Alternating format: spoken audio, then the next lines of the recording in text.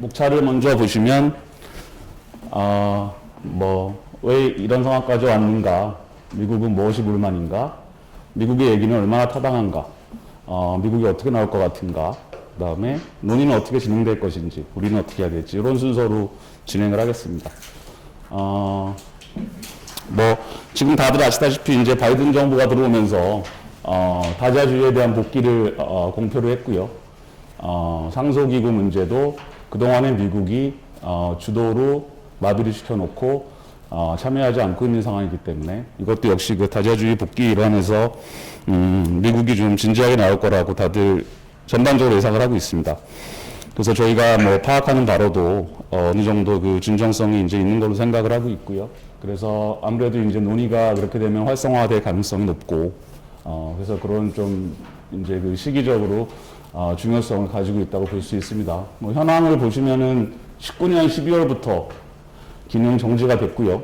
3명이 필요한데 디비전 만들려면 2명밖에 없어서 이제 마비가 됐고요. 그 이후로 이제 2년 동안 남은 2명도 임기가 만료가 됐습니다. 그래서 지금 1명도 정원이 없습니다. 그리고 상소기구를 서포트하는 상소기구 사무국도 사실상 해체가 됐습니다. 국장이 다른 곳으로 전보가 됐고요. 국장 밑에 있는 직원들도 다 다른 부서로 분산 배치가 됐습니다. 그래서 현재는 이제 이렇게 사실상 와해된 상황으로 보시면 되고요. 그리고 실제로 상소기구가 이제 작동 안 하기 때문에 패널 결과들이 그 상소로 올라간 것들이 다 이제 계류가 돼 있는 상황입니다. 심지어는 이제 이 19년도 12월 이후 시점에서도 분쟁 결과가 나온 거를 그냥 뻔뻔하게 상소기구에다가 올려놓는 사안들이 적지 않게 발생을 하고 있습니다. 그래서 현재 실제로도 분쟁 해결에 장애가 생기고 있는 상황이고요. 그래서 회원국들이 19년도 12월 시점 이전부터 열심히 이제 이 마비는 막자 그래서 노력을 많이 했는데 미국의 아주 그 단호하고 일관되고 경직적인 입장이 계속되었기 때문에 해결을 할 수 없었습니다. 그래서 사실은 저 단계에서의 노력의 경우에는 워낙 시간적인 제약을 가진 상태에서 마비를 막자라는 어떤 그런 상황에서의 노력이었기 때문에 사실은 구체적으로 문제를 좀 들여다보기는 어려웠었고요. 그래서 구체적인 대안을 가지고 논의라고는 하지 못했었습니다. 그래서 원칙적인 어떤 기존의 어떤 원칙들을 좀 재천명하거나 재확인하거나 이제 이런 수준에서 문제를 풀려고 했었는데 사실은 그거 가지고 미국은 어림도 없다. 그렇게 한다면 똑같은 일이 또 계속 발생될 거 아니냐. 그래서 그런 어떤 교착 상태를 결국 풀지 못했었고요. 그리고 나서 이제 그 사무총장이 조금 본인 주도로 고위급 좀 이렇게 미국이랑 얘기를 해서 풀어보겠다 이런 것도 사실 그것도 잘 안 됐습니다. 그래서 이제 그러고 나서 아제베도 총장이 또 나가고 그 다음부터는 사실상 논의가 아예 이루어지지 않는 그런 상황이 지금도 계속되고 있습니다. 이 WTO 분쟁 해결 절차는 성격이 보시면 다 알겠지만 법적 절차적 성격을 분명히 가지고 있습니다. 서면을 내고 히어링을 하고 판결문을 쓰고 판결문을 또 이행을 해야 되는 의무가 있고요. 그런 법적 절차에 기반을 하고 있는데 이것이 풀어내야 할 대상은 주권 국가들끼리 간의 어떤 경제 분야에서의 분쟁인 거죠. 그래서 이게 사실은 조금 이 둘이 과연 잘 조화롭게 공존할 수 있는지에 대한 공존을 시키기 위해서 이제 제도를 만들었는데 사실상 이제 이거에 대해서 그러면 얼만큼 어떻게 밸런스를 잡아야 될지는 그렇게까지는 제가 보기에는 공감대는 없었던 것 같아요. 그런 상황에서 어쨌든 DSU라는 거에 합의를 했었고 그래서 DSU에도 저 두 가지 측면이 다 반영이 되어 있는 겁니다. 그런데 그 부분에 대해서 공감대는 정확하게 없었고 계속 제도는 바쁘게 사실은 분쟁 해결이 많이 벌써 600건가량 지금 분쟁이 번호가 올라와 있는 상황이고요. 그래서 이제 바쁘게 제도는 돌아가는데 저런 것에 대한 공감대는 없는 상태에서 계속 이제 오퍼레이션이 되다 보니까 서로 이제 생각한 게 달라진 게 점점 벌어진 것 같아요. 제가 보기에는. 그래서 EU의 입장을 보시면 EU는 DSU는 문구 중에서 예측 가능성과 안정성이라는 문구를 가장 중요시한다는 입장입니다. 그래서 저거를 해석을 하자고 한다면은 상소기구라는 것이 어떤 법적 절차를 완결짓는 최고의 어떤 심판부로서 자기들의 판례를 통해서 어떤 규범에 대한 예측 가능성과 그럼으로 인해서 체제에 대한 안정성을 부여해야 된다는 역할을 크게 보고 있습니다. 그래서 뭐 EU 같은 경우는 아니 상소기구가 잘못한 것이 뭐가 있냐, 분쟁을 많이 회원국들이 회부를 했고 나는 그 회부된 것들을 갖다가 협정문이 뭐 완벽하지 않고 듬성듬성 비어있는 상황에서 나는 그거를 최대한 해석하려고 노력을 했을 뿐이지 상소기구가 무슨 잘못이 있느냐 라는 쪽에 이제 입장을 계속 개진을 해왔습니다. 지금까지. 최근에 이제 여기 조금 좀 달라진 부분이 있는데요. 그래서 이 어느 정도 그 법적 절차적 특성이 부각되는 것은 불가피하다라는 입장을 계속 견지해왔고요. 미국 같은 경우는 좀 생각이 반대쪽입니다.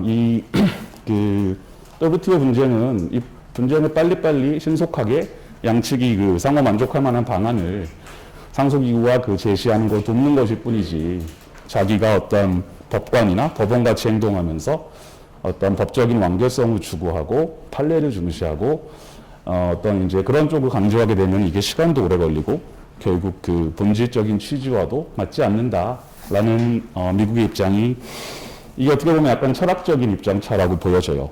그래서 그러니까 이거는 상당히 사실 다른 부분이고 그래서 이제 이것들을 결국은 그동안에 그 브릿지를 못했기 때문에 계속 논의 자체가 이렇게 그 접점이 없는 거죠.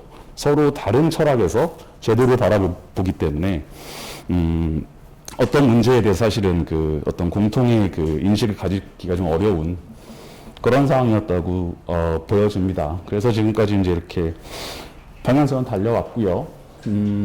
그러면 미국이 얘기하는 불만은 뭐냐? 우선 미국은 2020년도 2월 달에요. 그 USTR에서 상소기구에 대한 보고서라는 것을 냈습니다. 굉장히 두껍고 이제 긴 보고서인데요. 저는 이거를 평가하자면은 정말 영혼까지 다 끌어모아서 자기들이 그 트집 잡을 수 있는 건 다 잡아놓은 그런 보고서라고 보시면 됩니다. 그래서 이제 제가 거기 구분을 해봤어요. 첫 번째로는 이제 분쟁에 이르러서 너무 느리다. 그리고 분쟁을 해결하는 방식이 효과적이지 않다라는 이제 측면의 불만이 하나 있고요. 그 다음에 상소기구 혹은 사무국이 규정을 지키지 않는다라는 측면의 비판의식이 있습니다. 그리고 이제 이 세 번째가 미국한테는 가장 주된 관심사인데요. 협정을 해석을 자기 마음대로 한다.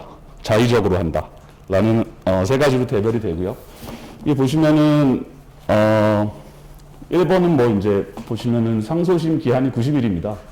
근데 90일을 지키는 분쟁이 2010년까지는 90% 가까이 됐었어요. 근데 2011년부터 지금까지는 15%도 되지 않습니다. 그리고 최근 2, 3년간은 지켜지는 것이 하나도 없습니다. 그래서 이것은 어떻게 보면은 법정 시한이 명확하게 미준수되고 있는 어떤 법적 위반 상황이 계속 발생하고 있는 거고요. 그래서 저거 같은 경우 이제 신속하고 효율적이지 않다거나 규정시키지 않는 두 가지 사안에 다 걸릴 수 있는 내용으로 볼 수 있고요.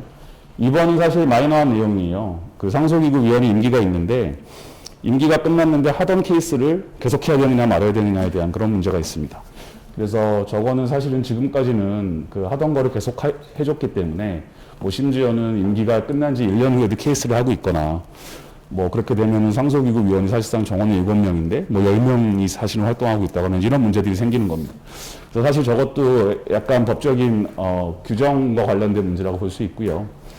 그렇지만 저건 그렇게 뭐 해결할 수 있는 방법도 있고요. 그렇게 대단한 문제는 아닌 것 같습니다. 그다음에 세 번째는 뭐 여러분들 뭐 다 법쪽 좀씩 아시겠지만 그 상소심은 법률심입니다. 근데 자꾸 이제 그 사실관계에 대한 재판단을 상소심이 계속 과도하게 해왔기 때문에 분쟁도 길어지고 그 다음에 그 자체로서 상소심은 법률심이어야 한다는 규정을 위반하는 그런 비판이 세 번째 비판입니다. 네 번째는 이제 쓸데없는 얘기 자꾸 한다는 거예요. 학술적인 비판이나 자기 어떤 상소위원의 개인적인 학구적인 완결성을 추구하기 위해서 자꾸 판정문을 길게 만들고 앞단에서 쟁점이 해결되면 분쟁을 해결할 수 있는데 예를 들면은 내국민대우 같은 경우는 동종성에 대해서 판정이 뭐 나버리면은 뒤에 거에 대해서 차별 스탠다드에 대해서는 볼 필요가 없을 수도 있잖아요. 근데 이제 그거를 예를 들면은 아니 난 그럼에도 불구하고 이게 체제적으로 필요하니까 하겠다. 이제 이런 취지의 판정들이 이어진다. 뭐 예를 들면 그런 것들입니다. 그리고 이제 선례구속 원칙은 WTO는 선례구속 원칙을 선례 구속이 된다라는 규정도 없고 안 된다는 규정도 없습니다. 그러니까 당연히 선례 구속은 안 되는 거고요. 근데 이제 상소기구가 어떤 특정 케이스에서 2008년도 멕시코 제로인 케이스였어요. 근데 이제 그 상소기구는 아까 앞에서 말씀드렸던 예측 가능성과 안정성을 담보하기 위해서 같은 법률적 문제는 같은 방식으로 해결해야 된다라는 취지의 판시를 했었어요. 그러니까 그거는 사실은 제 생각엔 굳이 그런 얘기를 뭐 했어야 할 필요는 있나 싶어요. 왜냐면 어떻게 보면은 뭐 그 자체가 이제 제가 보기엔 불필요한 판정 쪽에 속하는 성격이 있는 것 같고요. 그래서 어쨌건 미국은 그거를 구실로 삼아서 아니 그런 얘기를 선례구속 원칙은 없는데 왜 있다는 취지로 그걸 판정 내용까지 넣어놨냐라는 취지고 실제로도 저런 것들을 저렇게 그 주장을 했기 때문에 후속심들이 그 이전심에서의 어떤 논리를 벗어나지 못한다. 그래서 예를 들면은 그런 것들이 뭐 자기들이 지금 미국의 불만이 많은 퍼블릭 바디에 대한 판정이나 이런 것들에 대해서 계속 그 DS379에서 나온 그런 미니풀 컨트롤 같은 것들에서 틀에서 벗어나지 못한 채 계속 그 당사국들한테 혼란을 주고 있는 판정들을 계속 양산하고 이어지게 하는 이유가 된다라는 쪽의 불만입니다. 그리고 사실 678번은 굉장히 마이너한 것들이에요. 이게 이제 제가 아까 말씀드린 트집을 잡으려다 그냥 다 적어 놓은 것들이고 저건 그렇게 중요하진 않습니다. 그리고 이제 나머지 요 밑에 부분이 3번에 대한 건데요. 그 협정 문구에 대한 해석. 결국 이거는 자기들이 집 문쟁에 대한 어떤 불만으로 볼 수 있고요. 그렇게 보면 굉장히 좀 주관성이 큰 비판입니다. 자기들이 과연 이겼으면 이렇게 했을까? 이긴 분쟁에서의 판정은 그러면 이런 식의 문제 제기를 왜 안 한 거지? 그런 각도에서 볼 수 있는 그런 문제를 보여지고요. 이것들은 좀 뭐 간단하게만 소개해 드리면은 퍼블릭 바디의 경우는 잘 아시다시피 이게 그 초기 판례에서는 지분, 컨트롤 가지고서 판단할 수 이제 있었다고 판정했어요. 그 이후 판례에서는 정보 권한을 뭐 보유하고 행사하는지 그걸 따져야 된다는 얘기를 하기 시작했어요. 그게 DS379부터인데, 근데 이제 그렇게 되다 보니까 결국은 무슨 문제가 생기냐면 그거를 판단하기 위해서는 그 기관이 한 어떤 행위의 양태에 대해서 계속 들여다봐야 되는 거예요. 그렇게 되면 사실은 이 보조금 협정의 취지는 그 공공기관이라는 걸 통해서 정부가 정부 보조금을 주는 거를 규율하겠다는 건데, 그 사실은 어떻게 보면 그 엔터티 자체가 중요하다고 볼 수 있거든요. 근데 결국은 자꾸 기관의 행위에 대해서 들여다봐야 되고, 그러다 보면 굉장히 팩추얼한 면이 중요해지고, 그렇게 보면은 이 판정의 일관성이나 판정 기준의 일관성을 조금 담보하기가 어려운 이제 그런 면이 있다라는 게 미국의 취지입니다. 두 번째 문제는 TBT 협정에서 비차별 의무 2.1조 조항이 있습니다. 그래서 예를 들면 잘 아시는 뭐 튜나 케이스나 US 쿨 케이스나 이제 그런 어떤 케이스들에서 외국민 대우 그 원칙을 너무 엄격하게 봐서 TBT 우리가 조치를 하나도 할 수 없게 만들었다 라는 취지의 비판이고요. 3번은 뭐 제로잉 잘 아실 겁니다. 제로잉이 안 된다라는 말이 협정에 없는데 왜 제로잉이 안 된다고 판정을 했니? 라는 비판이고요. 4번은 이제 그 보조금 그 베네핏 테스트를 할 때 그 엘타르 테스트를 할 때 이제 벤치마크를 설정하게 돼 있는데요. 미국 입장에서는 중국 가격 정보를 신뢰할 수 없으니까 아웃 오브 컨트리 벤치마크를 가져와야 되는 상황입니다. 다른 나라 거를 갖다 써야 되는데 상소기구에서는 어떤 취지를 얘기했냐면은 아니 그걸 갖다 쓰려고 그러면은 양적인 분석을 엄격하게 해서 그 중국 내 가격 정보가 잘못됐다라는 것을 입증을 해라 라는 취지로 판시를 했습니다. 그러니까 미국한테는 굉장히 입증 책임이 높아진 거고요. 그 특히나 중국 같은 경우는 불투명성이 많은 경제이기 때문에 그런 정보들을 사실은 다 구하기도 어렵고 그런 상황에서 자꾸 무리한 것을 요구한다라는 비판이 네 번째 비판입니다.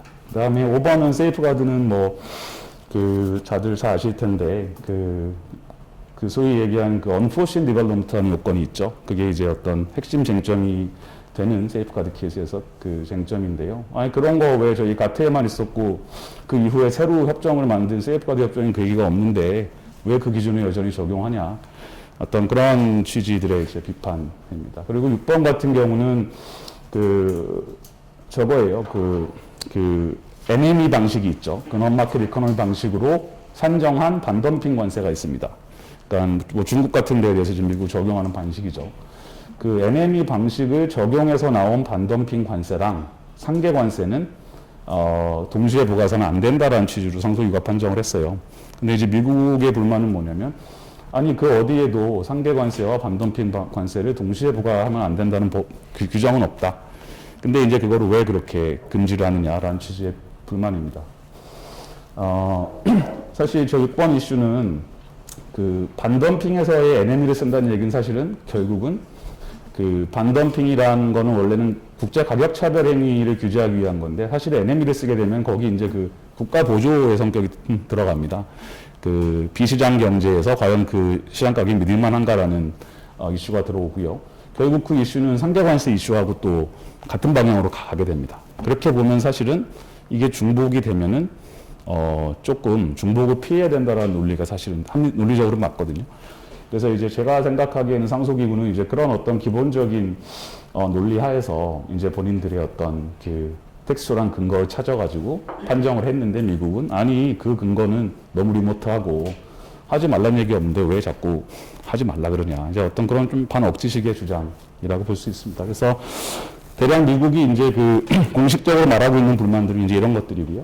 여기서는 그 위에 있는 1, 2, 3, 4, 5번 그리고 이제 밑에 이걸 하나로 터서 소위 얘기하는 오버리칭이라는 그 협정을 자의적으로 해석한다는 불만이 미국의 불만을 주로 이루고 있습니다. 이거는 그 작년에 퇴임한 미국 국적의 상속기구 위원이 있습니다. 탐 그레함이라고요. 그분이 이제 퇴임사에서 좀 이례적으로 자기 입장을 다 밝혔습니다. 그래서 이거는 개인 입장이지만 저희가 보기에는 미국 정부의 인식을 상당히 반영하고 있다라고 볼 수밖에 없는 그런 어떤 내용이었고요. 뭐 여러 가지 얘기들을 했는데, 상속기구가 스스로 좀 너무 경직화돼 있다.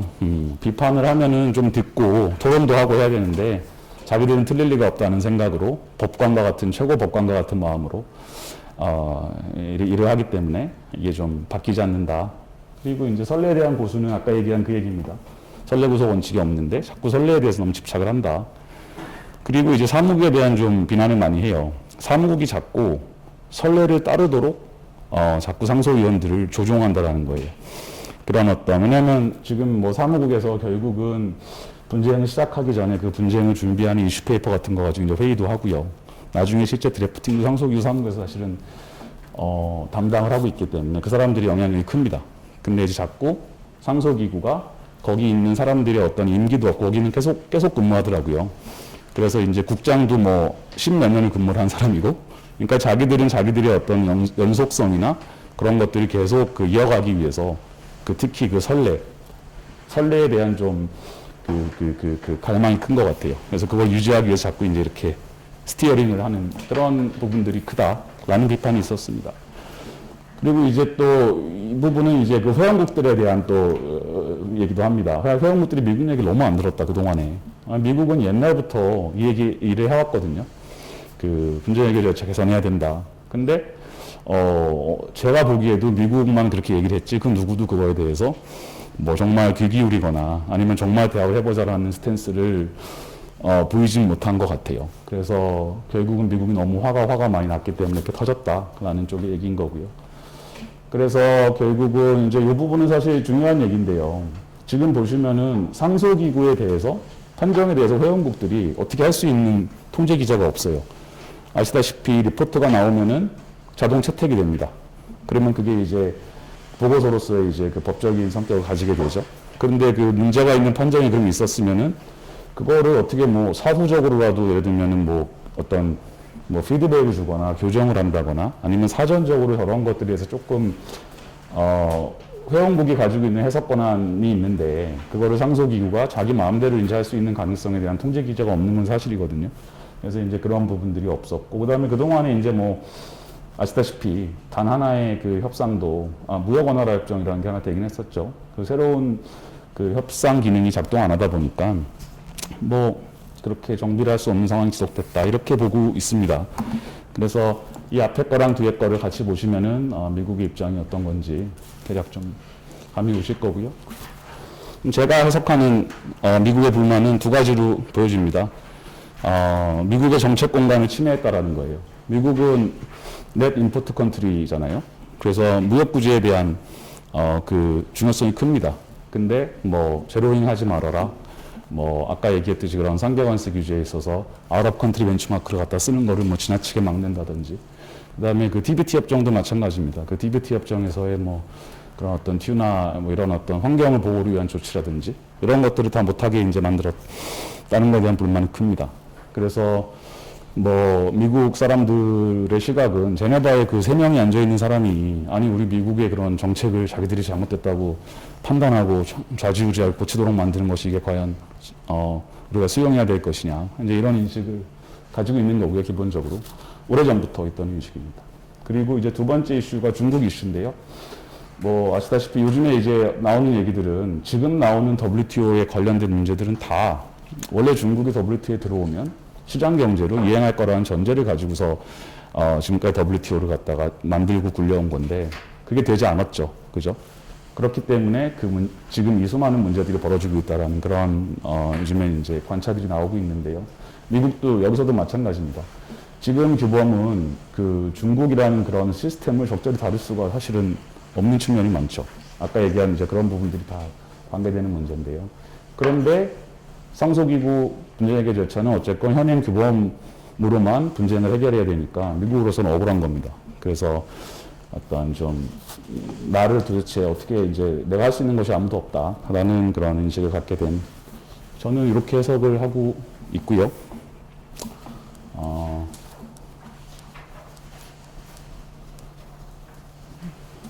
그러면은 이제 미국이 어떻게 나올 걸로 보여지냐, 이번 정부에서는 정부가 바뀌었지만 이 분쟁 해결 절차에 대해서는 미국에서는 초당파적인 근본적인 개혁 필요성에 대해서 공감하고 있습니다.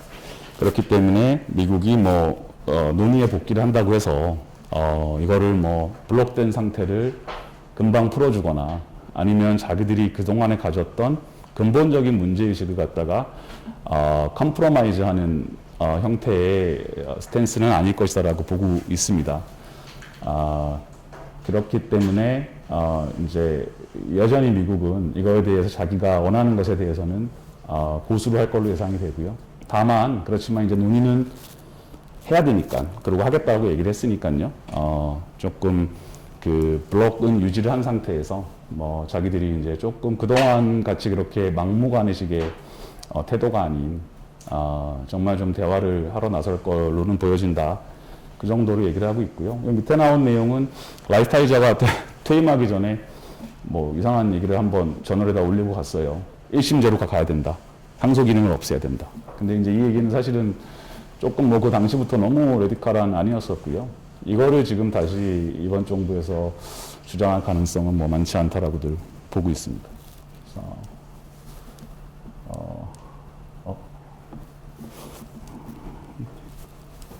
이게 된 것 같아.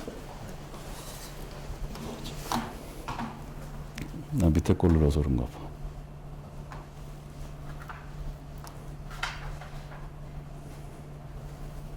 이거 눌러서 그런가 봐, 밑에 거. 이게 뒤로 가는 거죠. 네. 이렇게 들어가. 죄송합니다. 그래서 미국은 그러면 이제 언제 움직일 것인지에 대해서는 USTR 인준 오늘 청문회가 있죠. 캐서린 타이에 대해서 인준이 되고 일정 정도 좀 시간이 있으면 이제 윤곽이 드러나지 않을까라는 생각을 하고 있고요. 그러면 이제 미국은 이 이슈를 어떻게 다룰 걸로 보여지냐. 아까 얘기했던 그런 막 수많은 개별적인 이슈들을 다 하나씩 해결하기에는 사실은 그거는 제가 보기에는 가능하지가 않은 옵션인 것 같습니다. 경우에 따라서는 협정문을 개정해야 되는 사안도 있고요. 그 모든 이슈를 다 개별적으로 하기에는 사실 모든 이슈에 또 얽혀 있는 면도 있습니다. 그래서 제가 보기에는 미국은 이걸 뭐 법적으로 뭔가 이 같은 문제가 벌어지지 않도록 원천적인 어떤 그런 단도리를 치는 것은 사실상 어렵기 때문에 지금과 같은 현상을 최대한 상소기구나 회원국들이 자발적으로 자제하고 피할 수 있도록 하는 그런 어떤 좀 압박 기제를 만드는 쪽으로 접근을 하지 않을까라는 것이 좀 현실적인 예측인 것 같고요. 이게 이제 더더군다나 만약에 미국이 다른 WTO 개혁 이슈와 별개로 이 분쟁 해결 절차는 일단 먼저 살려놓겠다라는 만약에 그 본인의 의지가 있으면은 더더욱 이제 그런 개별적인 방식, 저런 어떤 각계격파식의 방식은 사실은 유용하지 않고요. 큰 틀에서의 어떤 그런 타협 결단. 그렇지만 그게 이제 단순히 어떤 기존의 원칙을 재확인하고 그런 수준을 넘어서서 그 어떤 조금 구체적인 압박을 가할 수 있는 그런 메커니즘을 만드는 쪽으로 접근을 하지 않을까라는 것이 뭐 제 생각입니다. 그래서 이건 좀 더 봐야 되는 이슈고요. 그래서 여기 그러면 이제 어떤 쪽으로 좀 포커싱을 할 수 있을까 보니까 아까도 얘기했지만 그 회원국의 감시 기재, 통제 기재가 사실 없습니다. 그래서 이제 이 부분을 어떻게 될지는 좀 따져봐야겠지만 조금 그런 기재들을 만들어 보는 쪽으로 접근을 할 수 있겠다 싶고요.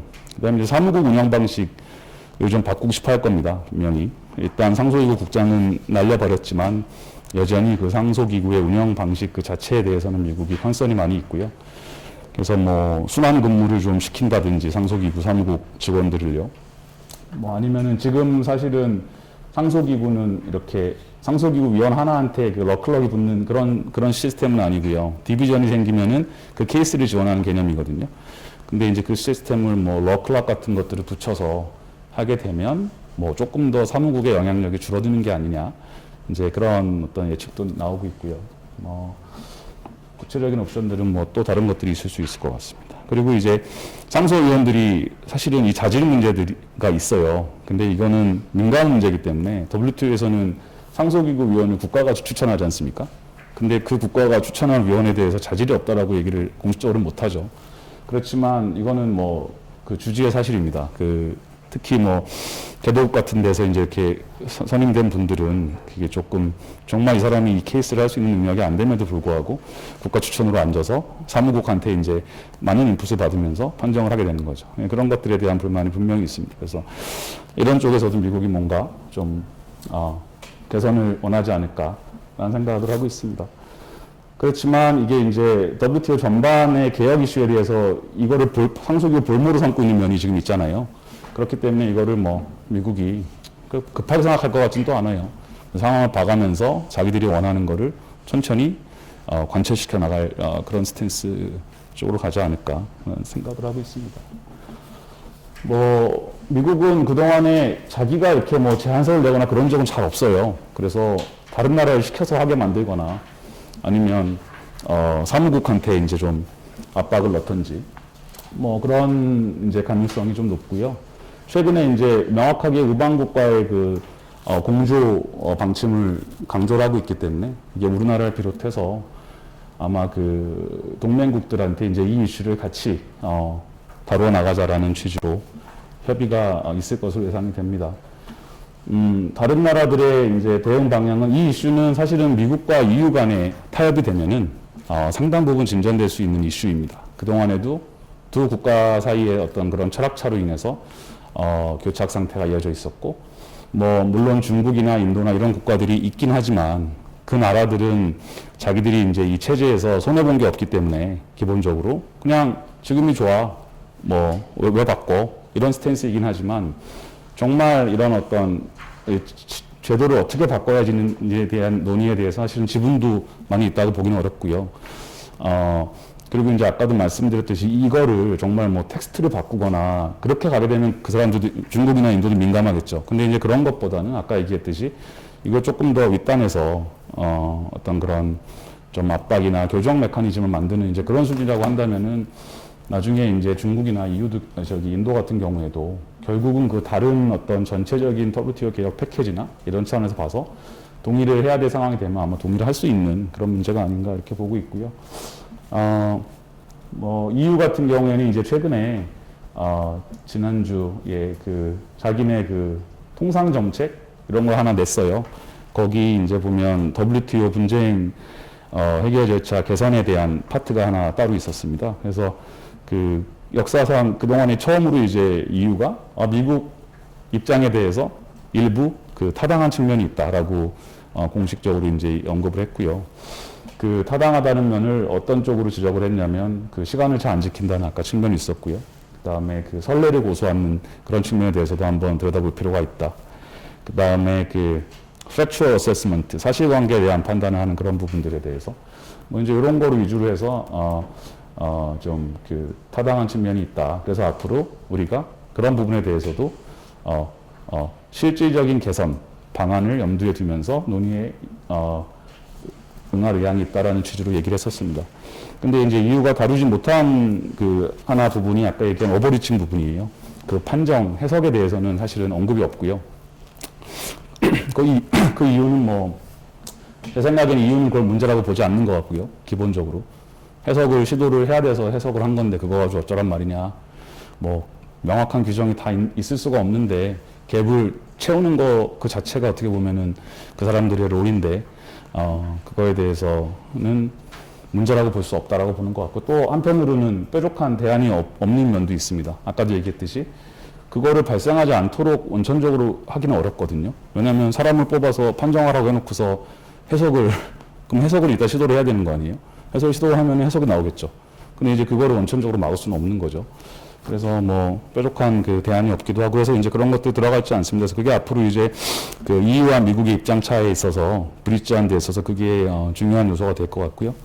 뭐 그렇게 보면 이제 우리나라가 그런 부분들에 대해서 조금 의견을 내고 뭐 이렇게 기여를 할 수 있는 부분도 있지 않을까 그런 생각을 하고 있습니다. 그래서 뭐 이거는 이제 상소기구가 없기 때문에 그 DSU 상에 기존에 마련되어 있는 25조의 알비트레이션 절차를 통해서 상소심 기능을 대신하고 있는 체제가 있습니다. EU랑 중국이 중심이 돼서 출범을 했고요. 지금 24개국이 들어가서 하고 있는데 아직까지 이게 발동된 사례는 하나도 없습니다. 그래서 이거는 일단 이렇게 생기긴 했는데 이게 이제 미국 정부가 바뀌면서 상소기구 만약에 논의가 활력이 붙으면은 이거에 대한 관심은 좀 떨어질 것 같아요. 뭐 여기 서로 더 들어가거나 이제 그런 것도 적어질 거고 또 아직까지 이게 실제로 그 케이스가 없기 때문에 뭐 이건 그 정도로 보시면 될 것 같고요. 그리고 우리나라는 그러면 이제 이 이슈에 대해서 어떻게 하는 게 좋겠느냐라는 걸 좀 생각을 해봤더니 우리가 이거를 하기에는 포지션이 좋은 것 같아요. 우리가 미국의 주요 동맹국이고요. 미국은 동맹국을 필요로 하는 상황이고요. 그리고 우리나라가 사실은 WTO 분쟁에 대해서 나름 좀 지분이 있습니다. 분쟁 케이스 수도 적지 않고요. 또 최근에 우리가 뭐 그런 주요한 분쟁, 뭐 수산물 분쟁 같은 것들, AFA 분쟁 등등에서 우리가 이 분쟁에 대한 경험과 좀 지분이 있기 때문에 우리가 여기서 얘기를 하는 거에 대해서 어느 정도는 세이가 있다라고 보고 있습니다. 그리고 이제 사실 이게 우리한테 또 적극적으로 필요한 아젠다이기도 한 것 같아요. 예를 들면 미국이랑 우리가 양자 관계를 관리하는 데 있어서 좀 유용한 아젠다 같은 될 수도 있고요. 뭐 다자적으로도 마찬가지일 것 같습니다. 그리고 이제 두 번째로는 그동안에 저희가 조금 WTO에서 액티비티가 이렇게 많았다고 보기는 좀 어려운 것 같아요. 그래서 그런 거를 좀 개선하는 차원에서도 이 이슈를 저희가 잘 핸들링하면 좋지 않겠나 생각하고 있고요. 그리고 이제 결국은 이게 제도가 바뀔 거기 때문에 제도가 바뀌는 거에서 우리가 뭔가를 우리 안을 가지고서 먼저 얘기를 하면 우리가 최소한 그거는 확보할 수 있는 더 룸이 더 커지겠죠. 그런 차원에서 새로운 제도가 만들어지는데 거기 좀 우리가 선제적으로 해서 우리 거 좀 챙기자. 그런 차원에서도 필요한 아젠다라고 보고 있습니다. 그래서 어떤 입장을 견지할 것인지에 대해서는 지금 뭐 이제 고민 중에 있고요. 그런데 어쨌건 상당한 개선은 좀 필요하다라는 쪽으로 기본 입장에 가야 될 것 같습니다. 왜냐하면 지금 거를 조금만 픽스하는 거는 지금 미국이 수용할 수 있는 옵션이 일단 아닐 것 같고요. 그리고 그렇게 해서는 결국은 또 똑같은 문제들이 뭐 반복되고 결국은 또 메스업이 될 걸로 보여지기 때문에 일단 저거는 필요하더라고 좀 입장을 할 수 있을 것 같고요. 그래서 이제 미국의 우려를 실질적으로 좀 다루는 대안을 마련을 하되 이게 다른 나라들도 어쨌건 받아줘야 되니까요. 너무 극단적으로 가거나 미국 얘기를 너무 많이 편들어주는 쪽으로는 또 가기 어려운 면이 있습니다. 굉장히 애매한 얘기죠. 근데 저런 것들이 뭔지를 찾는 게 이제 좀 어려운 부분들이 있겠습니다. 그렇지만 우리나라는 어쨌건 간에 이 분쟁 해결 절차를 많이 이용하고 필요한 국가로서 좀 최소한의 법적 절차적 특성은 유지를 해야지만 저희가 예측 가능성이나 공정성이나 이런 것들 기대할 수가 있을 것 같습니다. 그래서 뭐 예를 들면 상소심을 없앤다든지 뭐 자동 채택 이제 강제성이죠. 그것을 어떻게 좀 중간에 누가 이렇게 영향을 끼쳐가지고 제지를 한다든지 아니면은 그 재판부를 지금 상소기구 같이 이게 스탠딩한 형식이 아니라 패널하는 것 같이 그냥 그때그때 뽑아가지고 예를 들면 중재인 같이 만들거나 그렇게 되면 약간 좀 그 강대국의 영향력이 너무 커지고 휘둘릴 가능성이 있는 것 같습니다. 그래서 그런 부분들은 조금 저희가 킵을 해야 되는 거 아니냐. 저런 전제 하에 다른 부분들에서 좀 룸을 찾아보는 그런 쪽으로 생각을 하고 있습니다. 우선 이 정도고요. 시간이 어떻게 되는지 모르겠는데 됐네요. 혹시 궁금하신 거 있으면